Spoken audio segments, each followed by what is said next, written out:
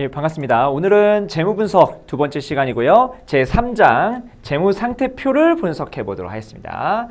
자, 재무상태표에 있는 여러 가지 항목들이 있죠. 뭐 유동자산부터 해서 유동자산, 유동자산에 있는 항목들, 유동부채에 있는 항목들, 비유동자산, 비유동부채, 그리고 자본, 그리고 유동자산 안에도 뭐 현금, 매출채권 이런 다양한 재무상태표 안에 여러 가지 개정 과목들이 있습니다. 그 개정 과목들을 통해 가지고 한번 분석을 해보는 겁니다. 자, 첫 번째 분석은 바로 유동성 분석입니다. 유동성 분석.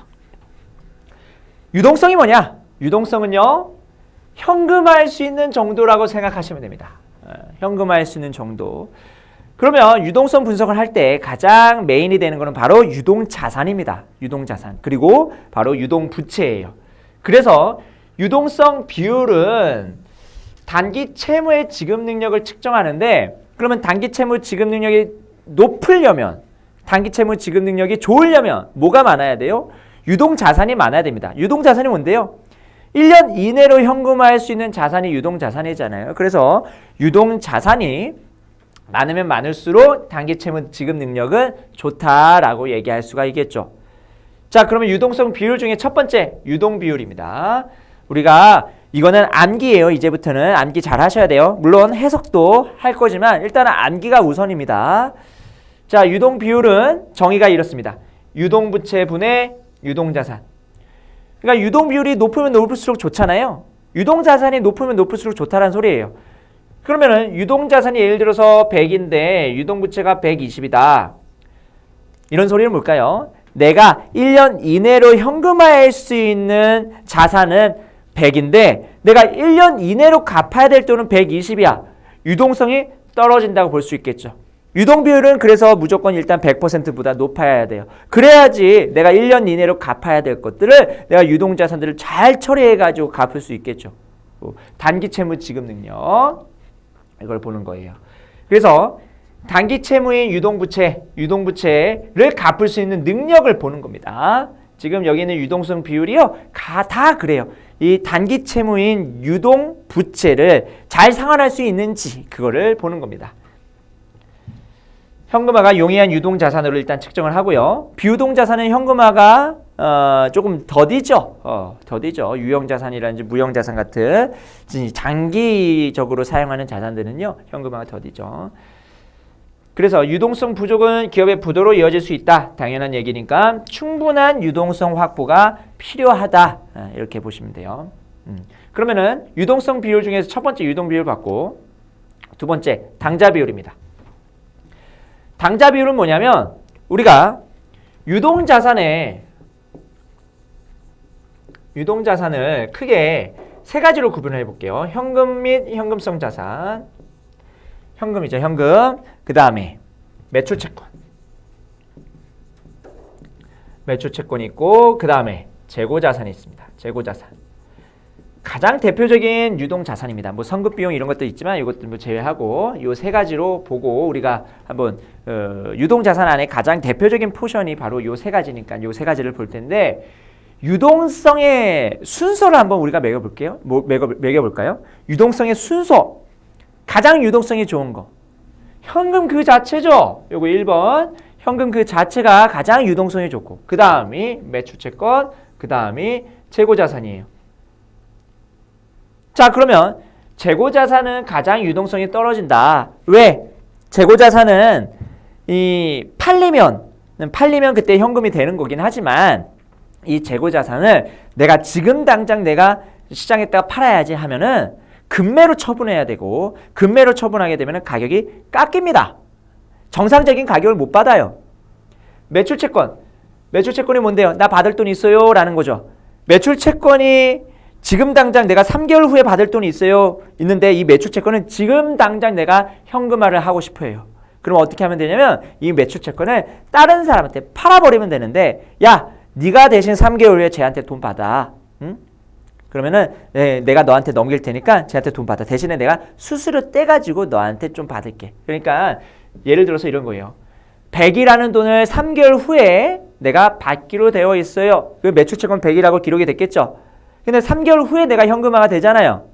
그래서 유동자산이에요. 하지만 재고자산은 만약에 100이라는 재고자산이 있으면 내가 급매로 처분하게 되면 80, 70 이 정도밖에 못 받는데 매출채권은 조금 달라요. 내가 100이라는 그 금액을 3개월 후에 거래처로부터 받을 텐데 네가 대신 받아 하면서 제3자한테 이 매출채권 100을 팔아버릴 수도 있어요. 그럼 제3자는 매출채권 100을 가지고 나중에 3개월 후에 나와의 거래처한테 가가지고 받겠죠. 3개월 후에 나와의 거래처에 가가지고 3개월 후에 받을 거예요. 그러면은 내가 이 매출채권을 판 이 상대방 입장에서는 뭔가 이익이 있어야지 나한테 매출채권을 살 거 아니에요. 그때 어떻게 하냐면 야, 한 98 정도? 수수료 이 정도 떼가지고 내가 받을게. 난 지금 당장 돈이 너무 필요해. 근데 3개월 못 기다리겠어. 그럼 내가 100을 받기 대신에 98 정도만 받을게. 어때요? 재고자산보다는 그래도 유동성이 좋죠. 현금화할 수 있는 정도라니까요. 현금 그 자체는 뭐 요거는 논내죠. 그러면 여기서 당자 비율이라는 건 뭐냐면 이 세 개 중에서 유동성이 좀 떨어지는 친구들 있죠. 이 재고자산 같은 것들. 이 재고자산 같은 것들을 제외를 합니다. 선급비용도 사실은 제외를 시키는데 뭐 자세하게 거기까지는 나오지 않고 재고자산 정도만 제외를 시키면 보면 되겠습니다. 그러면 현금하고 매출채권 같이 유동성이 좋은 항목만 모아가지고 우리가 당자자산이라고 하고 그 당자자산을 가지고 당자 유동성 비율을 계산한 게 바로 당자 비율이에요. 그러면은 좀 더 보수적으로 아까 여기서 유동 비율에서 봤던 것보다 더 보수적으로 우리가 비율을 계산할 수 있겠죠. 유동성을 우리가 판단할 수 있을 겁니다. 아시겠죠? 당자 비율. 그럼 당자 비율은 유동자산에서 재고자산을 빼서 계산을 하고 그거를 유동부채로 나눠주면 되겠다. 아시겠죠? 예를 들어서 유동자산이 120이 있고 그 다음에 유동부채가 100이 있었어요. 유동자산이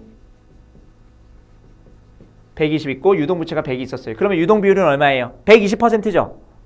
120%인데 재고자산이 90개가 있어요. 90이 있어요. 재고자산이 90이에요. 재고가. 그러면은 당자자산은 몇 개예요? 얼마예요? 30이죠. 그러면은 당자자산은 30이고 그거를 이제 현금화할 수 있는 가장 좋은 그 당자자산이 30이고 유동부채는 100이니까 어때요? 당자 비율로 계산하게 되면 유동성이 굉장히 떨어진 것처럼 보이죠. 그래서 재고자산이 많으면 유동 비율로 우리가 유동성을 측정하는 것보다 바로 당자 비율로 유동성을 측정하는 것이 좋겠다라는 겁니다. 이렇게 보시고 일반적으로 재고자산은 현금화가 떨어지니까 당자자산으로 유동성을 측정하는 것이 보다 합리적이다.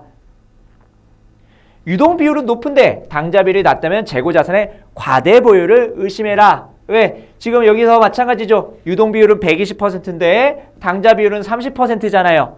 뭐 때문에 그래요? 재고자산이 많았기 때문에 그런 거죠. 이런 것들을 우리가 분석할 수 있다는 겁니다. 됐죠? 당자 비율까지. 더 보수적인 게 있어요. 뭘까요? 그러면은 매출채권까지 빼는 거죠.